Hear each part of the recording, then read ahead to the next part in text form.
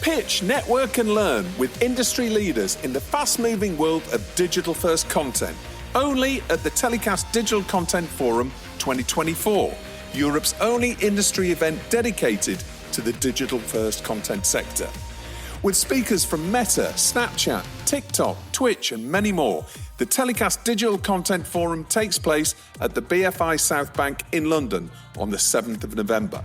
Panels, keynotes and masterclasses during the day will focus on creator economics and content monetization, video podcasting, brand-funded digital content, smart multimedia production techniques and more. And new for this year is the Bridge Buyers Lounge, where delegates can pitch their projects directly to the UK's leading digital content commissioners and buyers, including A&E Networks UK, UK TV, ITV Studios, BBC Studios, Blue Ant Media, Quintus Studios, Abacus Media Rights, Echo Rights, and Little Dot Studios. Event sponsors include 4 Studio, Connect Management, Deadline, The Drop, Quintus Studios, Tanuki, and Boom PR. Super early bird tickets are available now from £249.99 plus VAT plus booking fee. But be quick, they're only available for a limited time at that price. Go to digitalcontentforum.com.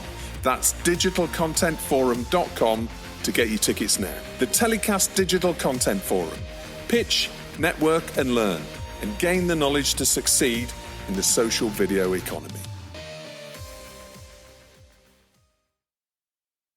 Considering Spain as a shooting location for your next TV project?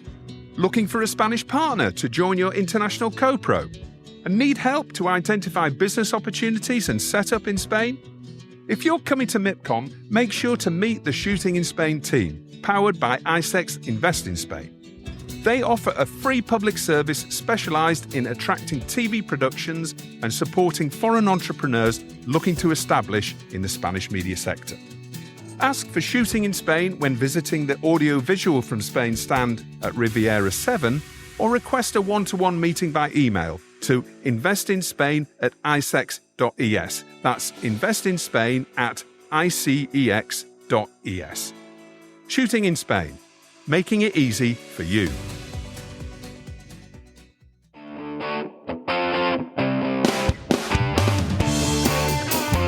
Hi, I'm Justin Crosby and welcome to another Telecast. This week, from MIPCOM, we have an all-star panel from the world of brand-funded programming to help demystify the rapidly evolving and increasingly important sector of the content industry.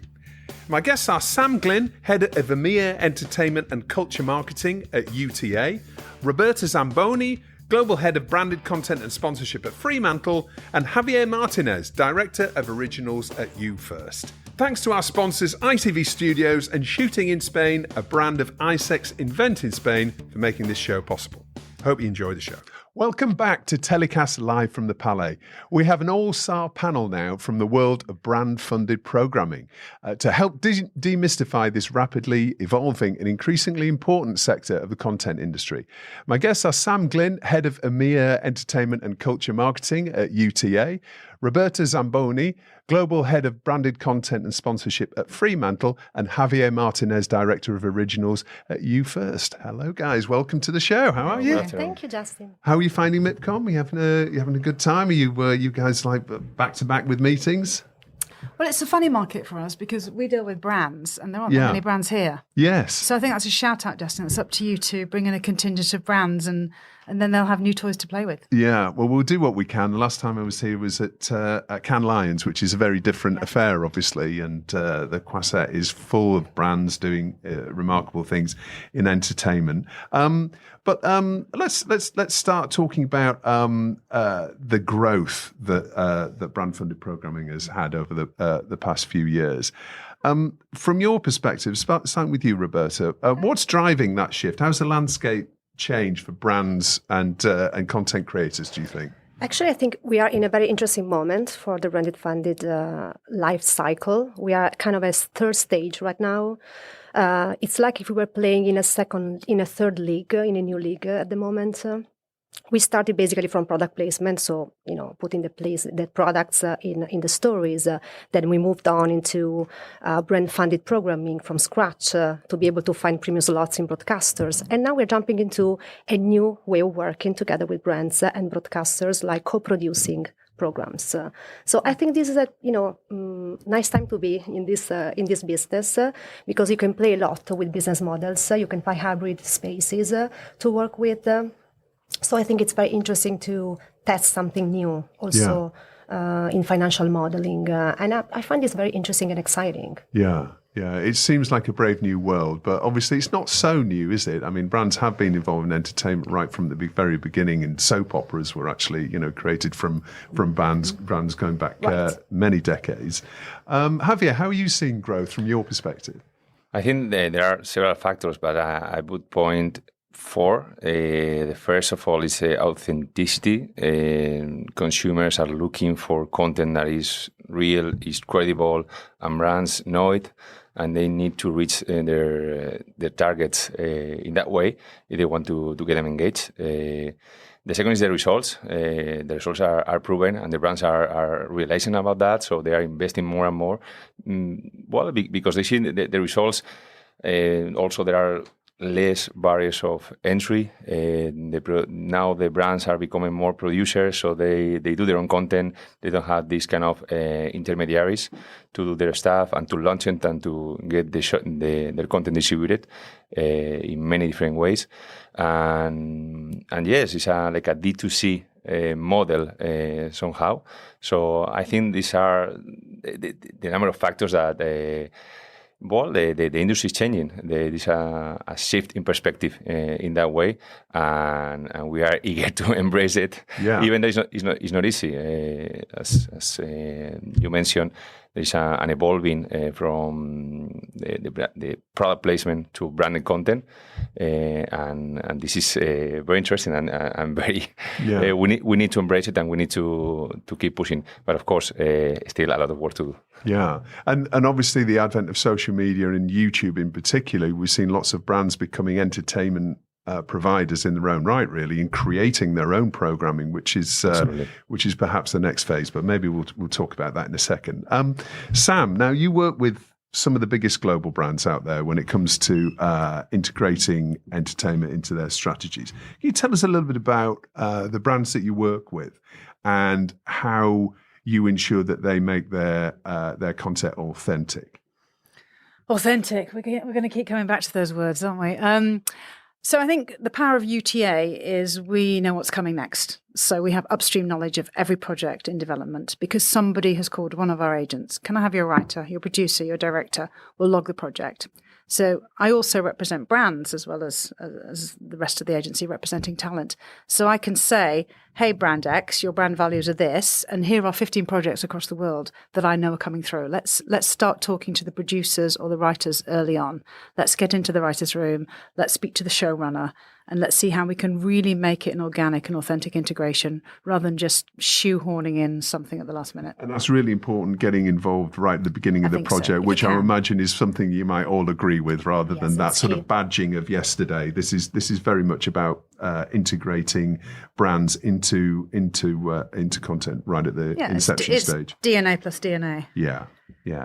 And can you give us some examples of brands that you're working with and some of the recent campaigns that you've worked on? Well, as Roberta said before, it's all about reinventing the business model. And I know she's the queen of doing that. You have to be creative. We've seen, I mean, we were laughing before this and saying we're like the Got Talent hosts with the branded water on the desk. Yeah. So that's one way of doing it. But another way is if you are a strong category leader as a brand, can you make unbranded content? But your brand values are so embedded in the content that they shine through. And then the brand can post sponsorship bumpers and ads around it. So one client I work with a lot is Ancestry. And they are fantastic, and they do shout about branded content. They will do shows about genealogy and family history and DNA that do not mention the brand Ancestry.com, do not show the website or someone spitting in a tube, which they're never going to do anyway. Yeah. But because they are market leaders in that category, they know once that program airs, there'll be a massive upside for them as a brand, and that's smart. Right, and they have that confidence of knowing that as they're a brand leader, they're the first brand that anyone turns to talk about them. So they'll put sponsorship bumpers at the beginning of the end. They'll buy advertising media around the show. They'll use social and digital to amplify it, but the show itself remains intact. Right, okay. Javier, so You First Originals operate at the intersection of sport and talent and media and lots of different areas. How do you tailor brand-funded content within your business in a way that resonates with the right audiences and delivering value for the brands at the same time? Keep the content first. Keep it original and work with the brands since the beginning in a very, very early stage, as you mentioned. Because this is the key to success. You have to keep the content very natural and integrate the brand in a way that feels very organic. This way ensures that the content is still valuable for the audience, and also then you can amplify and build products or transmedia products around the content itself in where the brand can have more presence, so it's a combination of, let's say, more traditional advertising and the pure branded content is what the brands are actually realizing. They don't want to invade the content with so much product or logos.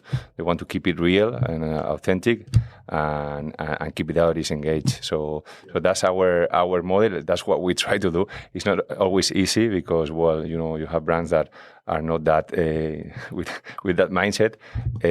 But yes, that's our focus. Yeah.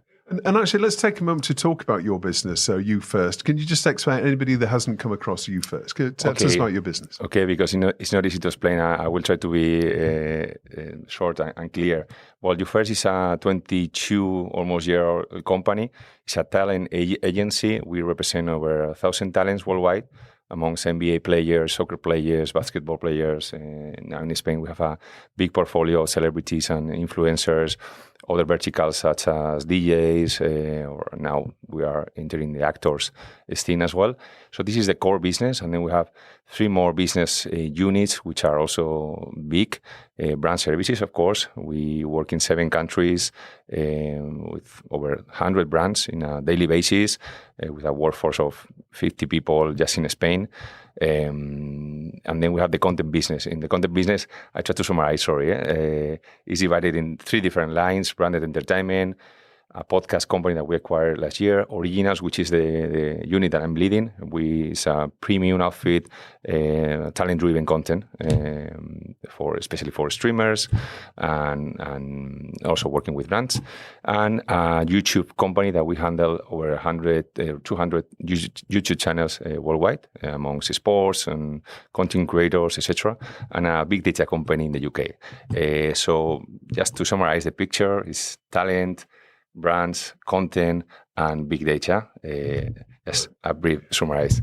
Well, kind of everything. Of course, the talent is our DNA and is our value proposition, and this is what we are built for. We work for talent, but we also work for brands and properties, and we utilize this value to propose something unique to the market. Yeah. Well, it's in brief. Hopefully, it's clear. It certainly, it does. I mean, it certainly seems like a developing model, and much in the way that I think UTA is involved in creating content and managing artists and working with brands. I mean, it really feels like it's a next generation of branded content. So very exciting businesses. Very challenging. Yeah. Roberta, now Fremantle has obviously a very long history of creating content across multiple genres. How do you approach the creative process when working on brand-funded projects? And I know there's a number that you've launched very recently, and you're working on at the moment. Do you find it challenging to balance those creative and commercial goals? Yeah, this is very tricky, and this is the point of contrast between the producers and the brands, and we are just in the middle of that, facilitating this process. We are, again, the experts of this process that is changing a lot. Luckily, we have over 65 labels across the whole company in all the territories, so we are able, once we receive a brief from a brand, to basically select and assess all the projects from the pipeline and slate of every brand, of every label that might fit with the brand's brief. So this is a very long process, but in the end, it's very effective because we can select, we can cherry pick what is most fitting with the brand's brief. So we have this luck of having this whole network of labels working for documentaries, scripted, unscripted, and fast channels and digital. So we can really tap into what it's been under commission and jump into those projects because it's always better not to start from scratch with an original content, but to tap into projects that are already under the radar of the broadcasters or platforms to be more effective in the last part of the funnel. And also, there's a chance for all the labels to put forward projects that are in the back of their minds that have never been released or presented to broadcasters or platforms, but they want to put forward because it really fits with the brand values of the brand involved. So it's really a very dynamic approach. We go back and forth, we assess, we select all the labels, and then we come up with a very compelling project, selecting what we think is the best one. Yeah, and are you? It's a huge business that you have at Fremantle. I mean, are you finding that brand-funded programming is becoming more and more important within the overall business? I do think so. It's very, it's very difficult to balance again the storytelling against the brand presence. We don't want, obviously, the brand to overpower the content. So we have to be very careful and select, as you were saying, the right brands that want to do this jump into the unknown, because you never know if it's going to be successful, if it's going to be effective, the ROI, all the measurement thing, that it's a big issue at the moment, and it will always be, I think. So it's a matter of finding the right projects, the right brands that fit with, again, a certain type of storytelling, which will be, again, authentic, meaningful, and very organic and seamless to the content that we want to deliver. Then there's a whole evangelization towards the producers that we keep doing. It's, it's lasting for years. I think will last forever because producers are, do want to have their own content in place, but we need to translate the needs from the brand. So, for example, we hired a creative specialist in our team that is just translating the needs from the brands to the producers and back. Right. And I think this is key. It's becoming very, key for this process to have a link person, essentially. A link person in our global team, the branded team, to really translate those briefs into producers. What do you want to do with that? You have to deliver brand values. You have to match those brand values and forget about the brand placement in the content. It's something else. This is not easy because producers have something in mind that doesn't relate with what the brand wants sometimes. So you need to have a facilitator, let's say an enabler in your team to be able to do so. And it's a whole team effort, again, on a daily basis. It's all about, the last thing internal you need culture is a difficult marketing director and getting involved in a very delicate production. It's sort of, there's lots of potential pitfalls there. But that sounds very smart that you've got somebody in place to do that. So Sam, coming to you, looking at the advantages then of brands investing in brand funding for programming as opposed to traditional advertising, what do you see the main benefits for brands from a cultural perspective? Who watches ads? Yeah. Who watches linear TV? Yeah. I think those are the two key questions. And so if people aren't watching that type of content, you need to be inside of the content in order to get eyeballs. And I think what's key is finding the right content. Like, there's little value in making a great piece of content that goes on a really tiny channel and no one sees and isn't going to break through in culture. Yeah. There's a lot of value in identifying what is going to be a culture-defining moment and being inside that particular show. Yeah. So you don't always know. I mean, I always say White Lotus because it's such an incredible show. But imagine if you'd read that script and said, okay, some really rich people go to a hotel, act completely sport, and someone gets murdered. Would brands want to be inside of that? Hell no. No. However, it's been extremely successful. Brands are all over it by series 3, and it has been a culture-defining moment. So can you, there are tools to kind of detect what might break through, but it's also the magic. Who thought Squid Game was going to break through? Yeah. So sometimes there's a bit of luck, sometimes there's a bit of data and insight and all those tools that can help you detect those gems. but it's important to be, either in something that's really solid. So we've got the big brothers and they've got talents that will keep on delivering audiences, even in a non-linear world.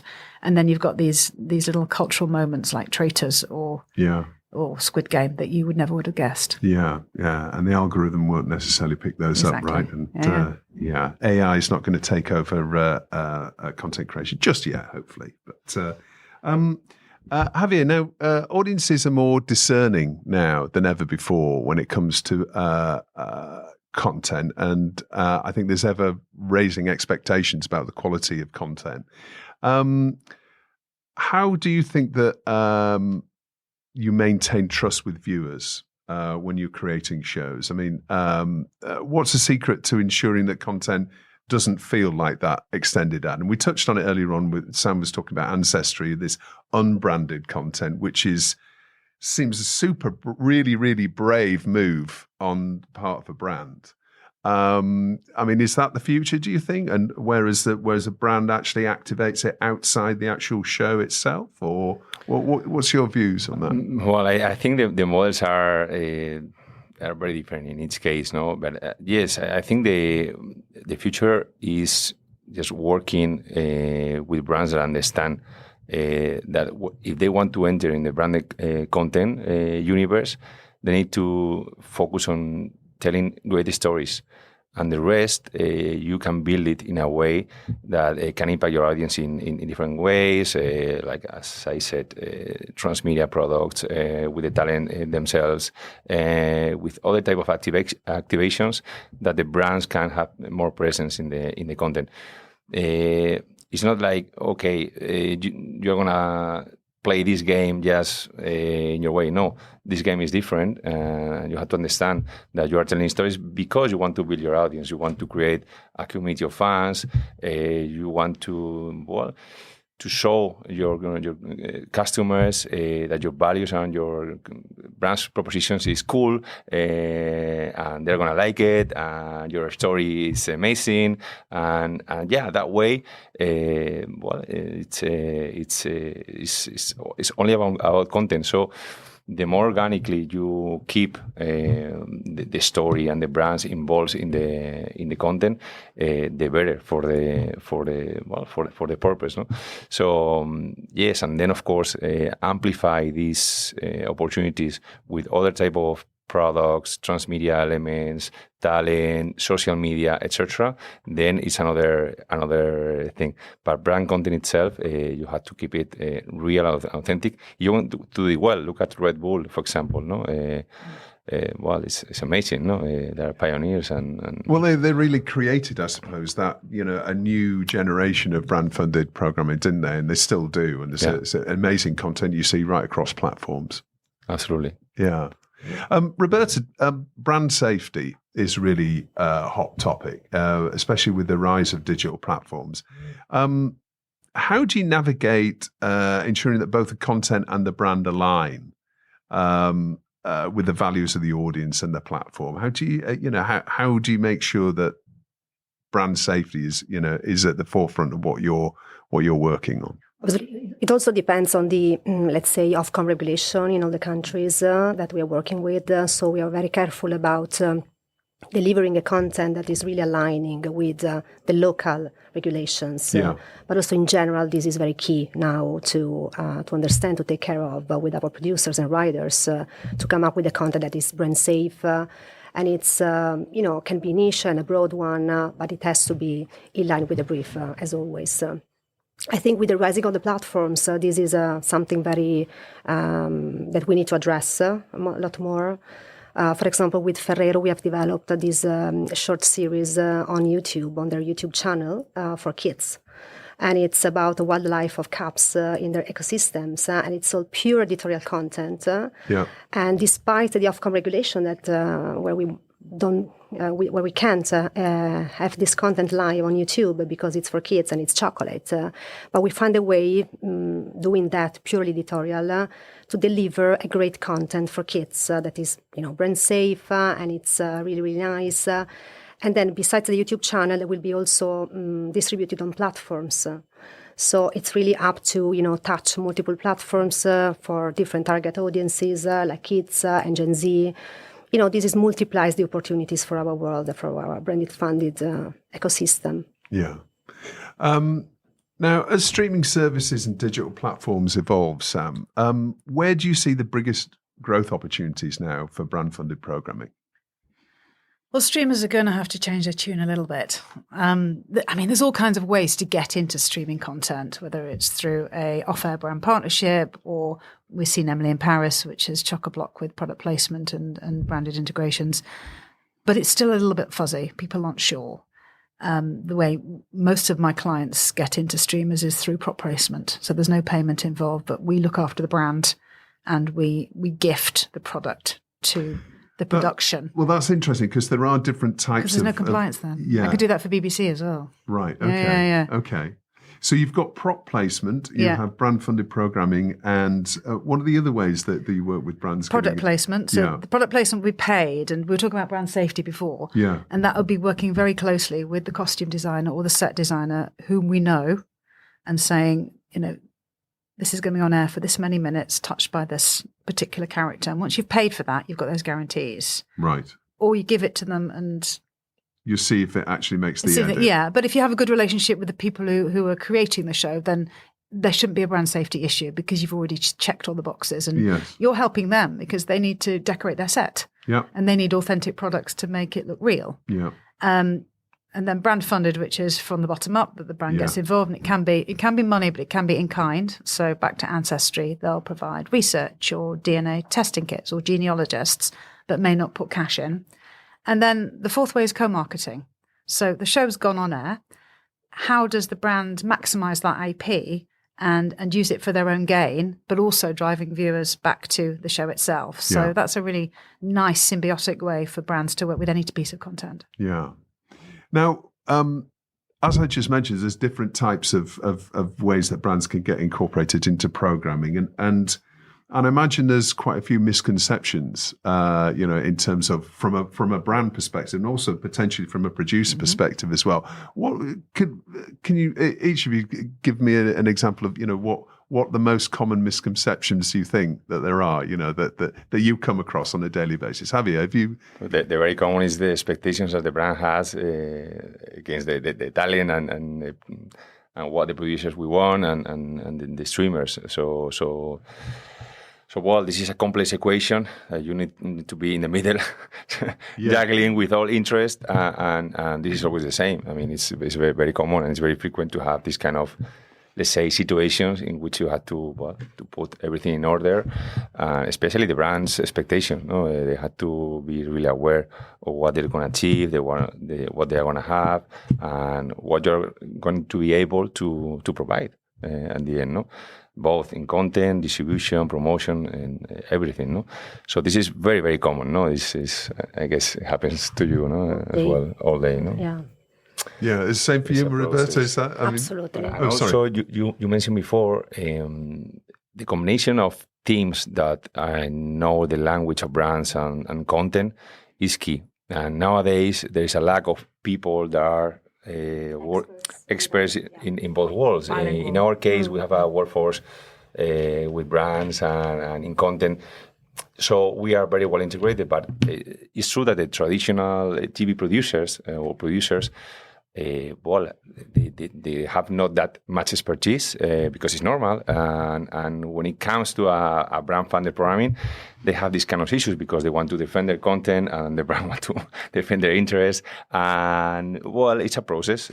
So either you have someone in the middle that address that situation, or you have a combined team that understand the whole thing and can treat it properly. So communication sounds like very important, right? It's the key watchword in brand-funded programming. And people that are really, really aware of what they are doing and what they want to achieve, because otherwise it's a nightmare. You have teams against teams, no?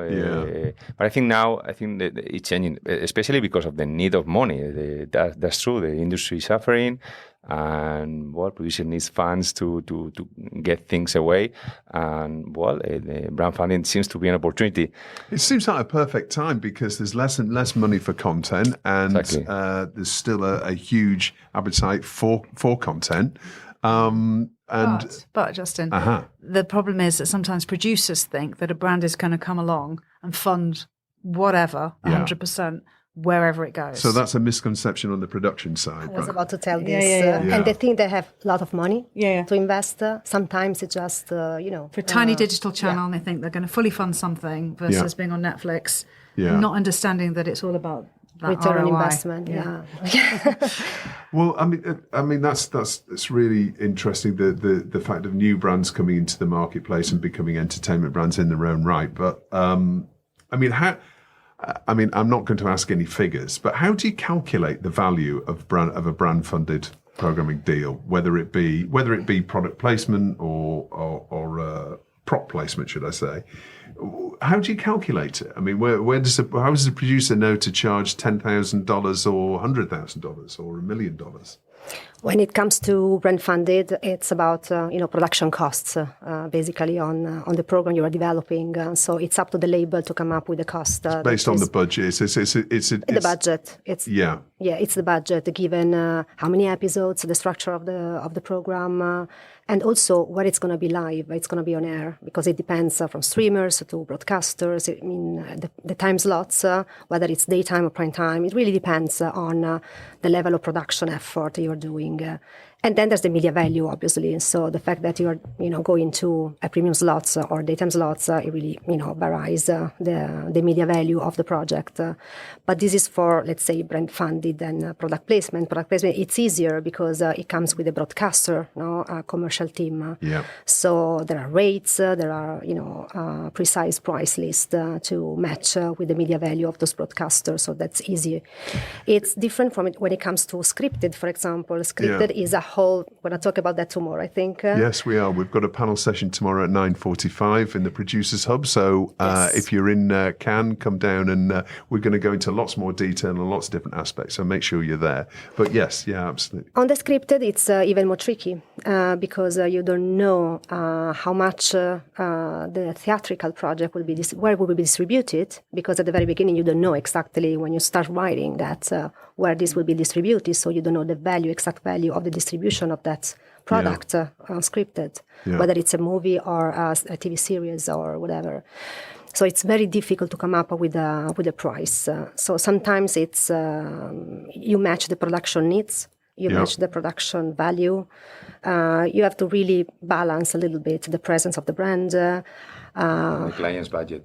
The client's budget, exactly. At the end of the day, it doesn't matter how you calculate, because at the end of the day, you have a client that is going to tell you, look, I have this, and I cannot spend more than this. Okay, so you need to adjust and tweak and redo things. No, it's that's the final point. Then it's like, that's the brand's budget, right? Because they're the ones that are spending the money. Of course, you need to value a lot of factors and consider distribution, media valuation, budget, etc., and exposure, whatever. But yes, at the end of the day, you have to deal with the reality of the budget. Yes, and I'm sure we could go into much more detail about other different pots of budgets that are around brands and media agencies and everything else. But so one final question for each of you. For everybody watching today who's interested in exploring the world of brand-funded programming, probably from a producer perspective, what's the one piece of key advice you would give them as everybody, all producers are looking for more money at the moment? What's the one piece of advice you would give new producers moving into brand-funded programming world? Hire a translator. So whether that translator is sitting in-house or whether you're hiring an agency, but someone who sits between the brand and the producer, speaks both languages and can make sure everyone's happy. All right. Okay. Roberta? To me, it's do programs that everybody wants to watch in the end, generally, because sometimes brands brief us on something that nobody will ever see. watch. So it's very important to come up with ideas that are competitive towards other contents. We have lots of contents to watch nowadays, so we really need to be in the heart of what's interesting for the audience, obviously, and also for broadcasters. So it doesn't matter if it's a niche project or a very broad project, but it has to be in the radar of the broadcaster and the streamers to be able to then be distributed, because you can have the most beautiful brand-funded program from the creative point of view, but then if it's not distributed, there's Nobody's no point. going to watch Nobody's it, gonna and it's watch no good it. for anybody. Yeah. And so sometimes we try to, disrupt the brief from the client, try to direct into other directions, because it's going to be, most, likely to be distributed and to be produced by broadcasters. So, yeah. Okay. And Javier, what's your piece of advice, would you say? You already said, but I would say like 3 pillars, no? In addition to what my colleagues mentioned. Great content, great talent attached, and great distribution. For us, these 3 pillars are the key to do this business. Absolutely. Yeah. Yeah. Well, listen, thank you very much for coming on Telecast live from the Palais. We could talk for a lot longer, and there's lots of different questions that I have, but we are going to get through some of those on the panel tomorrow. So looking forward to that. Again, 9:45 in the Producers Hub on day 3 of MIPCOM. Well, that's about it from day 2 of the Telecast live from the Palais. Thanks a lot for watching. I hope you've enjoyed the show. If you have any questions or comments for day 3, just drop them in the comments below. Thank you to our sponsors, ITV Studios and Shooting in Spain, a brand of iSex Invest in Spain, for making these shows possible. We'll be back again for the final day of MIPCOM 2024 tomorrow at 1 o'clock Central European Time here on YouTube and LinkedIn. We'll see you then. Well, that's about it for this week's show. I hope you enjoyed it. Telecast was recorded in Cannes and produced by Spirit Studios. You can check out more videos from MIPCOM on our YouTube channel, which is Telecast TV on YouTube. We'll see you again next week.